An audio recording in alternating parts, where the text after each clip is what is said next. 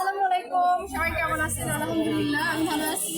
আজকে তো শেষ মেলা আসছিলাম, এই যে ভাইয়ার দোকানে আসছি, অনেক রকম প্রোডাক্ট আছে, এই যে আচার আছে, ঘি আছে, তারপরে পাটারি গুড় আছে, খাঁটি পাটারি গুড় আছে, তারপরে এখানে যাদের ছাতু আছে, যারা যাদের ছাতু পছন্দ করে, সরিষার খাঁটি সরিষার তেল আছে, এই যে এগুলো গুড়, আর এখানে পাটালি গুড়, আর এখানে তেঁতুলের আচার, এগুলো হচ্ছে তেঁতুলের আচার, শুধু তেঁতুলের আচারই এখানে, আর কোনো আচার নাই।